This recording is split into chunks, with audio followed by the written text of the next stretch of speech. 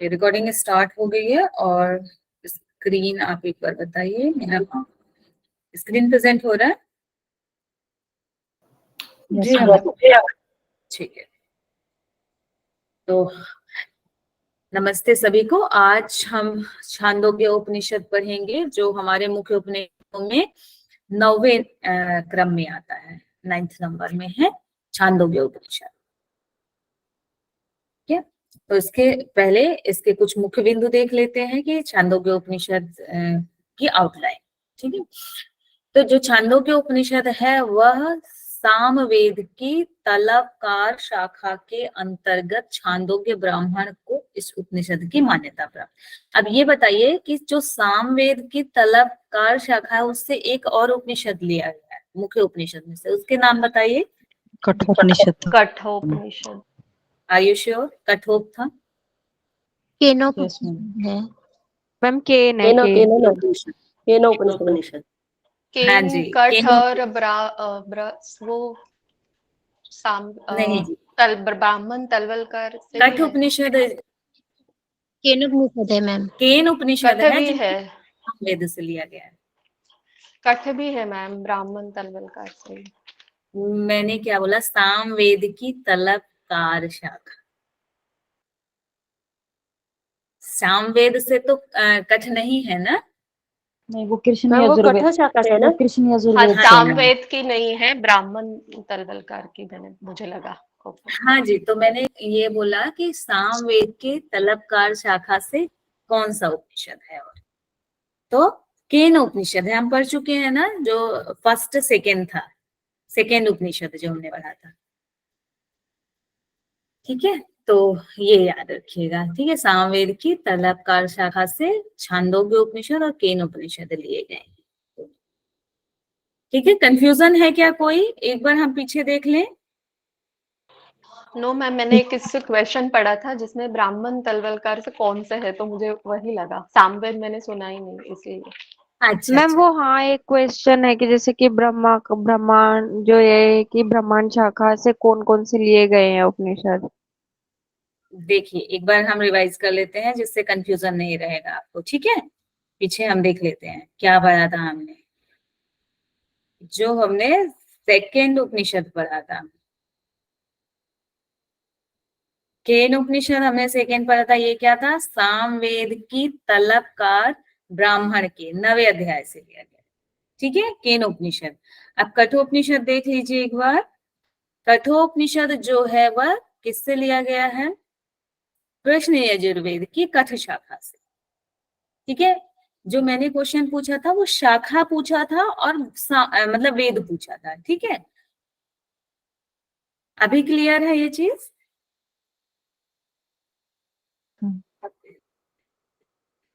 Mic open करके कोई भी बता दीजिए एक बार। हाँ मैम, Yes. इसका जो उपनिषद यही है ना, वही अलग है। ये कृष्ण यजुर्वेद है, वो सामवेद है, लेकिन जो शाखा है वो दोनों की एक ही है, तलवलकर ब्राह्मण।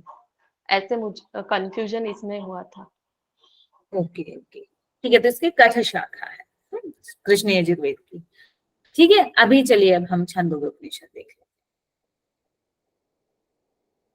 क्योंकि जब जहाँ पे कंफ्यूजन हो तो पहले तुरंत देख लेना चाहिए, जिससे कि क्या होता है वो तुरंत क्लियर हो जाता है। हाँ, तो इसमें याद रखिएगा सामवेद की तलवकार शाखा के अंतर्गत छांदोग्य उपनिषद आता है। छांदोग्य ब्राह्मण, ठीक है छांदोग्य ब्राह्मण में 10 अध्याय हैं, जिनके अंतिम 8 अध्याय जो हैं वह इस उपनिषद में लिए गए। ठीक है, जो छांदोग्य ब्राह्मण यहाँ पे मेंशन किया गया है छांदोग्य ब्राह्मण के अंतर्गत, तो इसमें कुल 10 अध्याय हैं छांदोग्य ब्राह्मण में। उसमें जो अंतिम 8 अध्याय हैं वह इस उपनिषद में लिए गए। ठीक है, फिर इस उपनिषद के अंतर्गत कुल 8 अध्याय हैं। यहाँ पर अध्याय को प्रपाठक में विभाजित किया गया है। ठीक है, मतलब प्रपाठक कहा गया है अध्याय को। ठीक है, यह दूसरा सबसे बड़ा उपनिषद है। पहला सबसे बड़ा उपनिषद कौन सा है मुख्य उपनिषदों में? बृहदारण्यक। बृहदारण्यक। हम्म, तो बृहदारण्यक के बाद यह दूसरा बड़ा उपनिषद है। अब इस उपनिषद का आधार छंद आच्छादित करने वाला है। इसमें ओमकार को सर्वोत्तम रस माना गया है, ये इसका मुख्य बिंदु है, ये याद रखिएगा। छंदोग्य उपनिषद में किसको सर्वोत्तम रस माना गया? ओमकार। अब इसके अंतर्गत हमको पढ़ना क्या है जो हमारे सिलेबस में है? वह उद्गीत की संपूर्ण व्याख्या पढ़नी है और शांडिल्य विद्या पढ़नी है। ठीक है, आगे चलते हैं।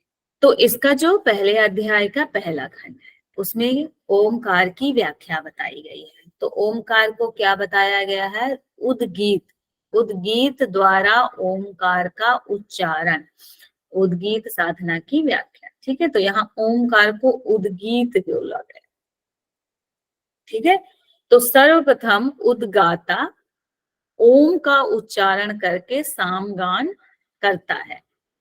सामगान कैसे? मतलब कि जो सामवेद है वो पूरा किसमें लिखा हुआ है? काव्य में लिखा हुआ है। ठीक है, वह गायन के थ्रू पढ़ा जाता है, गायन के उसमें। जैसे जो यजुर्वेद है उसमें क्या है? उसमें रिचुअल्स हैं।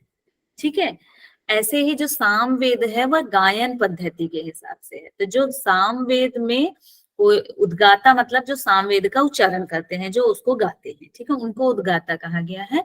तो वह उसका उच्चारण किससे स्टार्ट करते हैं? ओम से स्टार्ट करते हैं, ऐसा बताया गया है। ठीक है, अब इसमें एक चीज जो इम्पोर्टेंट बताई गई है, जो अकॉर्डिंग टू क्वेश्चंस, जैसे क्वेश्चंस आते हैं उसके हिसाब से बताते हैं। तो एक इसका ये एक सूत्र है दिया हुआ है। ठीक है, एक इसका एक मंत्र दिया गया है, एशाम भूता नाम पृथ्वी रसः पृथिव्य अपो रसः।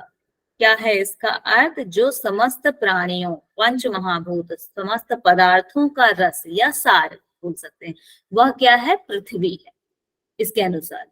ठीक है, तो समस्त प्राणियों, पंच महाभूतों या समस्त पदार्थ जो भी संसार में है, उसका रस क्या है या उसका सार क्या है? पृथ्वी है। फिर पृथ्वी का रस या पृथ्वी का सार क्या है? जल। ठीक है, तो ये वही चीज संस्कृत में लिखी हुई है, ये मैंने इसको टेबल फॉर्म में लिख दिया है आपको याद करने के लिए। ठीक है, तो पृथ्वी का रस क्या है? जल है। जल का रस औषधि है। औषधि का रस पुरुष है। पुरुष का रस वाणी है। वाणी का रस ऋक है। ऋक का रस साम है और साम का रस उद्गीत है, ओमकार। ठीक है, ये यही चीज संस्कृत में लिखी हुई है, इसको भी थोड़ा ध्यान रखिएगा। और अगर आप ये याद रखेंगे तो आपको ये टेबल अपने आप याद हो जाएगी। ठीक है, तो इसमें ये चीज इंपॉर्टेंट है। इसमें कई बार पूछा जाता है छांदोग्य उपनिषद के अनुसार जल का रस क्या है या औषधि किसका रस है। ठीक है, ऐसे पूछे जाते हैं क्वेश्चन। तो ये आपको याद रखना है कि किसका रस क्या है, पुरुष का रस क्या है या वाणी किसका रस है, ऐसे पूछा जा सकता है क्वेश्चन। ठीक है, तो इसको ऐसे याद रखिएगा। फिर आगे बताया गया है ओमकार सभी रसों में सर्वोत्तम है। यह परमात्मा का प्रतीक होने के कारण उपास्य है, मतलब ओमकार की उपासना करनी चाहिए, वो उपासना करने योग्य है। ठीक है, क्या उपासना करने योग्य है? ओमकार उपासना करने योग्य है। ठीक है, या उपासना। इस वाणी, प्राण और ऋचा तथा साम गायन के संयोग से ओमकार का सृजन होता है। ये भी आगे सूत्र में लिखा हुआ है। ठीक है, आगे देखिए, वाक को ही ऋक और प्राण को साम कहा गया है और ओम को उद्गीत कहा गया है। ठीक है, तो ये तो सिंपल इसके बारे में बता दिया कि ओमकार को इसमें उद्गीत कहा गया है। ठीक है, और ये चीज भी याद रखिएगा कि वाक को ऋक कहा गया है, मतलब वाणी को ऋक कहा गया है और प्राण को साम कहा गया है। ठीक है, जो यह ऋक और साम रूप वाक और प्राण है उन्हें ही मिथुन कहा गया है। मिथुन मतलब जोड़ा या पेयर बोल सकते हैं। तो जो ऋक और साम, ये सम नहीं साम है, सॉरी प्रिंटिंग मिस्टेक है। हाँ? ऋक और साम एक जोड़ा है, इसमें ऋक और साम एक जोड़ा है, और उसी रूप में प्राण और वाक एक जोड़ा है। ठीक है, तो इनको ही मिथुन या जोड़ा कहा गया है।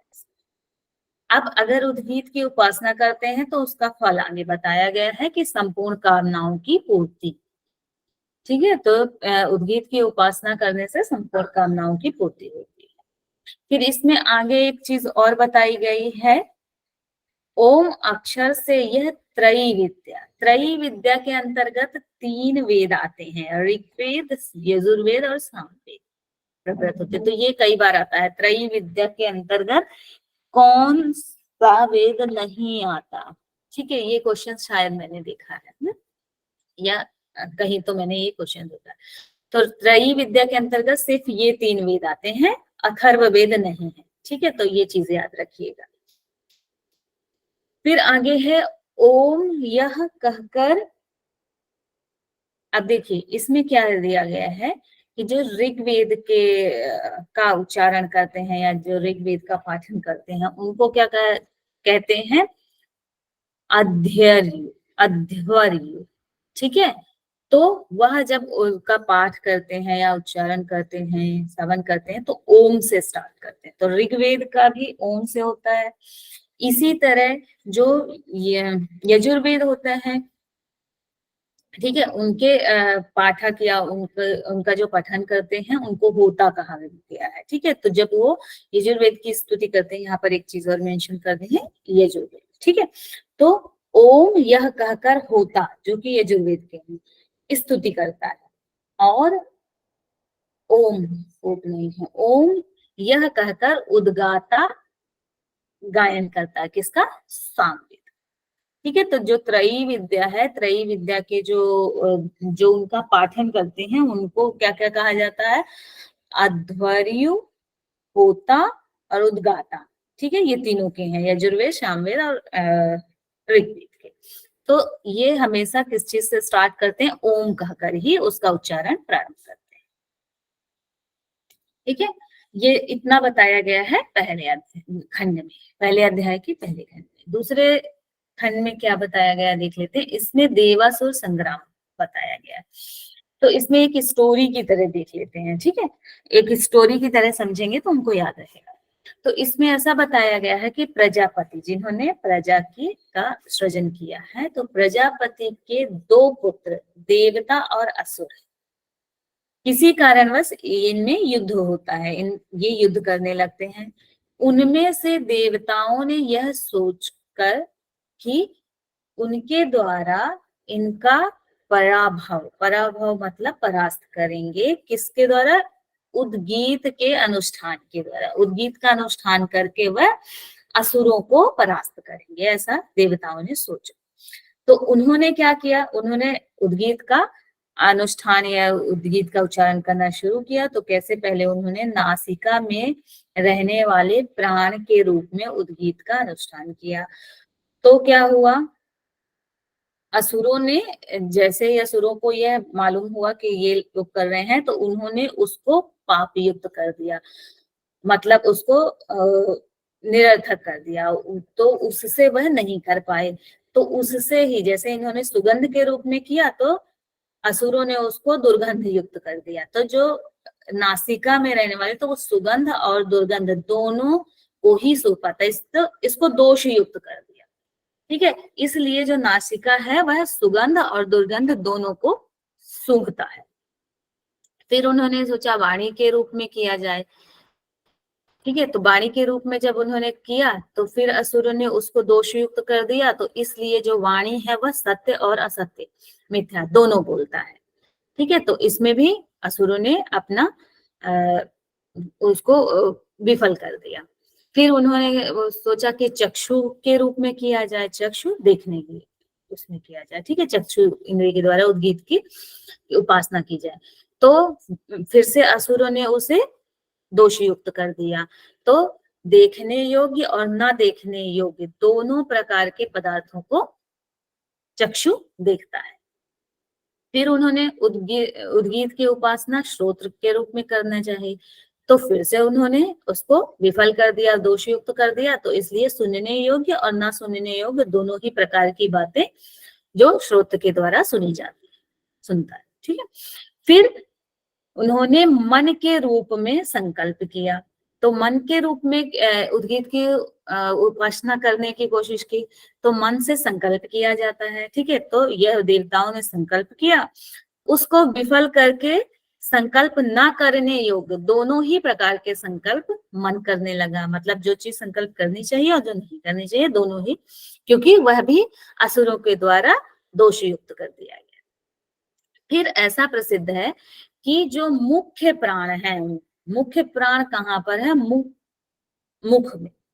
ठीक है, तो मुख द्वारा जो मुख्य प्राण द्वारा के रूप में उद्गीत की उपासना की, उसके समीप पहुंचकर असुरगण इस प्रकार विध्वस्त हो गए जिस प्रकार दुर्भेद्य पाषाण से टकराकर मिट्टी का ढेला न सूझे। ये एक उपमा दे दी गई है। ठीक है, तो जब उन्होंने मुख्य प्राण के रूप में उद्गीत की उपासना की मुख द्वारा, ठीक है, मुख्य द्वारा मुख्य प्राण के रूप में उद्गीत की उपासना की, तब वह असुरों को परास्त कर पाए। ठीक है, और इसमें एक उपमा दे दी गई है कि इस तरह से विध्वंस हो गया कि जैसे दुर्भेद्य पाषाण, पाषाण मतलब पत्थर होता है। ठीक है, तो पत्थर या चट्टान, तो पत्थर से टकराकर मिट्टी का ढेला नष्ट हो जाता है। उसी प्रकार जब असुर आए और इनसे टकराए, तो चूंकि ये मुख्य प्राण द्वारा उपासना कर रहे थे, तो असुर परास्त हो गए। ये ऐसा एक स्टोरी के रूप में आप इसको याद कर सकते हैं दूसरे अध्याय में यदि आप। अब देखिए आगे इसमें क्या बताया गया है, जो मुख्य प्राण के अन्य नाम और क्या क्या बताए गए हैं। मुख्य प्राण को और क्या क्या कहा गया है, तो 3 नाम 4 नाम इसमें बताए गए। ठीक है, तो अंगीरस, अंगीरस कहा गया, मुख्य प्राण को अंगीरस भी कहा गया है। अंगीरा ऋषि ने इन्हें बताया, और संपूर्ण अंगों का रस, चूंकि मुख्य प्राण जो है वह संपूर्ण अंगों का रस है, इसलिए अंगीरा ऋषि के नाम के आधार पर इसको अंगीरस कहा गया, अंगों का रस। ठीक है, फिर बृहस्पति जो मुनि थे, उन्होंने उनके नाम पर बृहस्पति कहा गया मुख्य प्राण को, क्योंकि वाक ही बृहति है और यह उसका पति है। ऐसा इसका अर्थ बताया गया है बृहस्पति का। ठीक है, तो इन्होंने बृहस्पति, तो इनको आपको सिर्फ नाम याद रखने हैं कि 4 नाम कौन से हैं मुख्य प्राण के। ठीक है, फिर आयास्य, आयास्य, आयस मुख से निकला हुआ। ठीक है, तो मुख्य प्राण जो था वो मुख से निकला हुआ था, इसलिए उसको आयास्य कहा गया। इसको आयास्य ऋषि के नाम पर भी है। ठीक है, फिर बक, तो दल्भ के पुत्र बक ने नैमिषारण्य यज्ञ में यज्ञ करने वाले लोग का उद्गाता हुआ, और उसने उसकी कामना पूर्ति के लिए उद्गान किया बक ने। तो ये 4 नाम आपको मेन याद रखने, अंगिरस, बृहस्पति, आयास और बक। ठीक है, ये चीजें आपको याद रखनी। फिर आगे इसमें एक चीज और बताई गई है, आगाता ओके, इसे इस प्रकार जानने वाला, मतलब इनको मुख्य प्राण को इस प्रकार जानने वाला जो विद्वान इस उद्गीत संज्ञक अक्षर की इस प्रकार उपासना करता है, वह कामनाओं का आगान करने वाला होता है। ठीक है, कामनाओं की पूर्ति करने वाला जो भी उद्गीत की उपासना करता है, ये बताया गया है। ठीक है, अब आगे देखते हैं तीसरे खंड में क्या दिया हुआ है। मैम तो ये कल कर ले। अच्छा, सब कोई इसके लिए है तैयार? अभी तो मेरे ख्याल से कितना 20 मिनट ही हुआ है आज का। तो ये वाला 12:05 ये अध्याय पूरा कर लेते हैं, मेरे ख्याल से ज्यादा नहीं है। फिर ये तृतीय प्रपाठक का ये हम कल कर लेंगे। ठीक है, एक बस स्लाइड और है इसका, तीसरा खंड। चलिए, तो ये पहला अध्याय में जो जितने खंड हैं वो कंप्लीट कर लेते हैं आज। तो ये दूसरा खंड तक यहाँ तक हो गया। अब तीसरा खंड में क्या दिया हुआ है आधिदैविक रूप से ओंकार की उपासना। इसमें आधिदैविक रूप से ओंकार की उपासना बताई गई है। जैसे शरीर में मुख्य प्राण उद्गीत का प्रतीक है, वैसे ही ब्रह्मांड में सूर्य उद्गीत का प्रतीक। ठीक है, ये चीज आप याद रखिएगा। शरीर में क्या है, मुख्य प्राण जो है वह उद्गीत का प्रतीक है।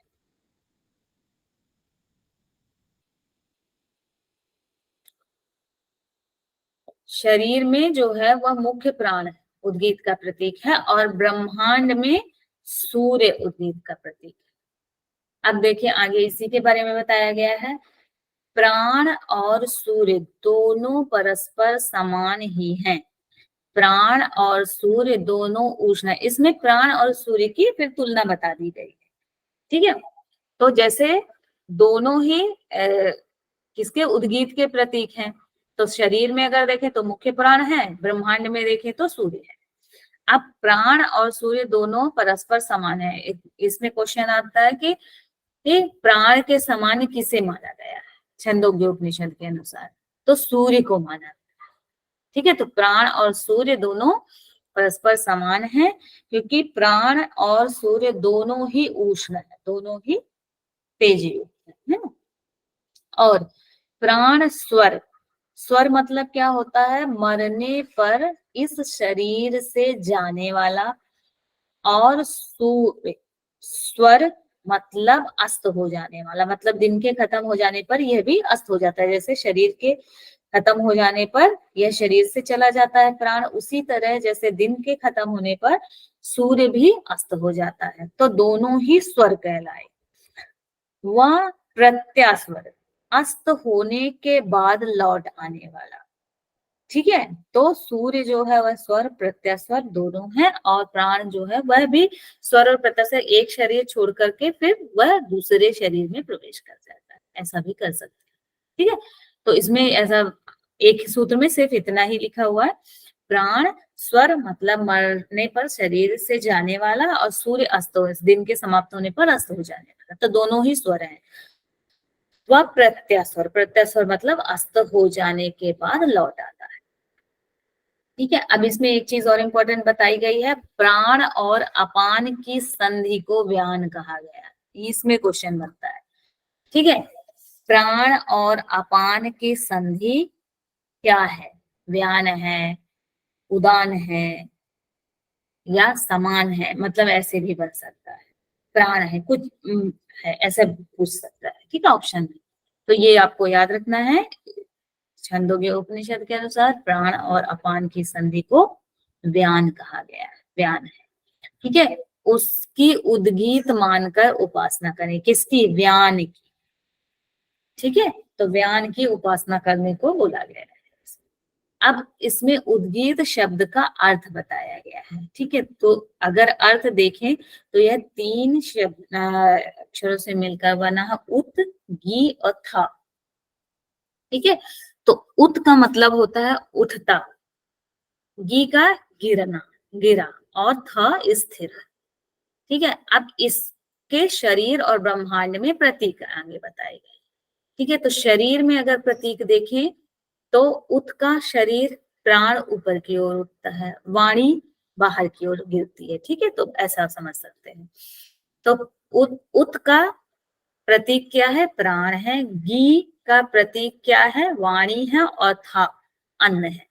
ठीक है, ये शरीर पर प्रतीक बताए गए। और ब्रह्मांड में इसके 3 प्रतीक बताए गए हैं, वो क्या है, तो उत का प्रतीक इसमें बताया गया है द्यो, आदित्य और साम। गी का प्रतीक क्या बताया गया, अंतरिक्ष, वायु और यजु। और थ मतलब स्थिर का प्रतीक क्या बताया गया, पृथ्वी, अग्नि और ऋग्वेद। ठीक है, तो ये टेबल आप याद रखिएगा कि शरीर में क्या है प्रतीक उद्गीत के, और ब्रह्मांड में क्या प्रतीक। ठीक है, इन उद्गीताक्षरों की जो उपासना करता है उसके लिए वाणी जो वाक का दोह है उसका दोहन करती है, तथा वह अन्नवान और अन्न का भोक्ता होता है। ठीक है, तो इस तरह से ये जो तीसरा अध्याय है ये खत्म है। फिर दूसरी चीज इसमें शांडिल्य विद्या पढ़नी है, वो हमारा तृतीय प्रपाठक में दिया हुआ है, तो वो हम चलिए कल पढ़ लेंगे। ठीक है मैम, एक बार उद्गीत का एक बार और फिर से मीनिंग बताइए। ये वाले जो है जी, जो, अच्छा ठीक है, तो इसमें उद्गीत का जो शाब्दिक अर्थ दिया हुआ है, शब्द का अर्थ क्या है। उद्गीत, उद्गीत 3 से मिलकर बना है, 3 अक्षरों से। उत मतलब उठना, ऊपर की ओर उठना। गी मतलब गिरना, गिरा। और था मतलब स्थिर। ठीक है, तो ये पूरा, और जो इसके शरीर और ब्रह्मांड में प्रतीक है वो बताए गए हैं। तो शरीर में क्या क्या प्रतीक बताया गया है, उत का बताया गया है प्राण, गी का बताया गया है वाणी, और थ का अन्न बताया गया है। ठीक है, और ब्रह्मांड में जो प्रतीक बताए गए हैं वह ब्रह्मांड में 3 प्रतीक बताए गए हैं। लोक, फिर इसमें जो ज्योति है, और फिर वेद, ऐसा समझ लीजिए। ठीक है, तो लोक क्या क्या बताए। हाँ जी, अध्यो के क्या समझेंगे मैम? ध्यो अध्यो, अंतरिक्ष पृथ्वी। ध्योलोक मतलब स्वर्ग लोक होता है ना। ध्योलोक बोलते हैं ना, ऊपर ऊपर ध्योलोक है, फिर बीच में अंतरिक्ष है और नीचे पृथ्वी है, ऐसा होता है, तो इसको ध्योलोक बोला। ठीक है, तो जो ऊपर उठता है वह क्या है, प्राण।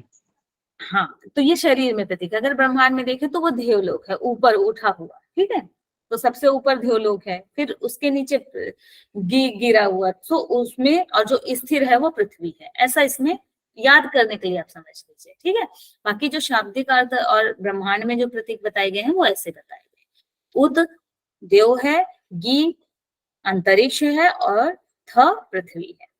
फिर इसी तरह अगर ज्योतियों में देखें तो आदित्य, उत है, वायु गी है, और अग्नि थ है। फिर वेद, तो साम जो है वह उत है, यजु गिर है, और जो स्थिर है था है वह ऋग्वेद है। ऐसे याद कर लीजिए। ठीक है, तो इसमें जैसे हम जनरली सीक्वेंस याद रखते हैं ना कि ऋग्वेद, यजुर्वेद, सामवेद, तो इसमें उल्टा सीक्वेंस याद रखिएगा।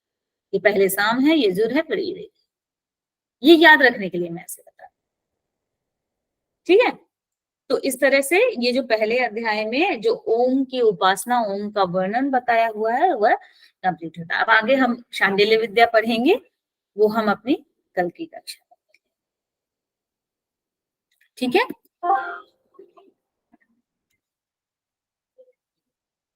मैम एक क्वेश्चन है। हाँ जी, ये त्रय विद्या में जो पाठ करने वाले जो बताए गए हैं, ऋग्वेद का अध्वर्यु, यजुर्वेद का होता, और सामवेद का क्या था, उद्गाता। उद्गाता। Thank you. ये ठीक है, अध्वर्यु ऋग्वेद के जो होते हैं, जो पाठ करने वाले होते हैं, पंडित जो बोल सकते हैं उनको, तो ये अध्वर्यु बोलते हैं। जो सामवेद का पाठन करते हैं वो क्या होते हैं, होता कहलाते हैं। और जो सॉरी, यजुर्वेद का होता कहलाते हैं, और जो सामवेद के होते हैं वो उद्गाता कहलाते हैं। ठीक है, ये त्रय विद्या में ये 3 वेद ही आते हैं। ठीक है, ये याद रखना।